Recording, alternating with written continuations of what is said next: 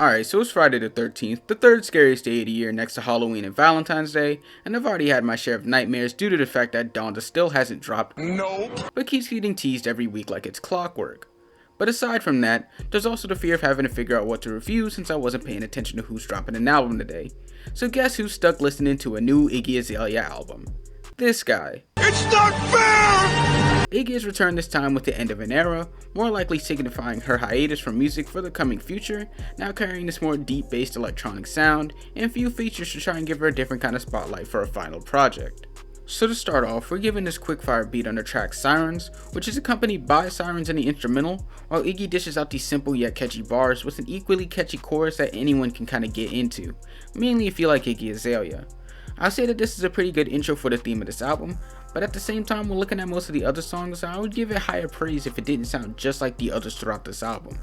Most of these songs have the same anthem style or club oriented style with the same choppy chorus that's super easy to catch on to, making it seem as if she's trying to get a hit, while missing out on that creative wave that comes with it on some of these tracks. Iggy's rapping also seems a bit off as well, with her using that corny New Yorker accent to try and carry the slang that she uses a bit better, but instead it just makes her delivery seem a bit off, especially when she tries to speed up her verse even a little bit. But the production on this album was pretty fair, with it carrying this heavier electronic sound that's definitely meant for partying, which isn't a bad thing, it's just the fact that every song sounds somewhat the same in style. Some beats I feel are really nice, such as Woke Up and I Am the Strip Club, but then you have some that feel out of place or boring, such as Sex on the Beach and Peach Body.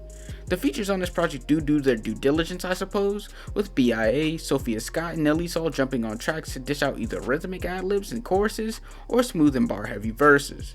I'll say that they do a great job complimenting Iggy on her respective tracks, allowing her to take the front and center for most of the track, while they're eased in more as the song progresses. But overall, for a final project that we're going to hear from Iggy for a long while, or probably forever, this seems about as mid as expected, with a few songs standing out, but then being taken out by Iggy's rapping and repetitiveness of songs.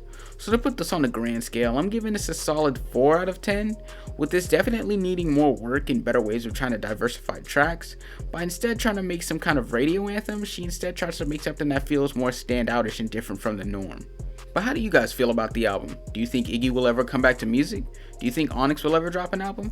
Let me know down in the comments while liking and subscribing to the channel, follow my IG and Twitter, and if you like the illustrations used in this video, make sure to follow the artist because she's dope. And on that note, I'll see you later. Peace.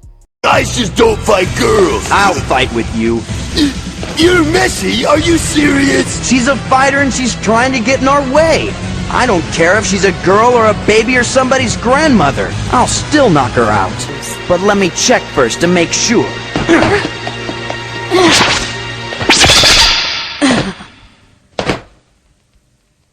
You pervert! What was that?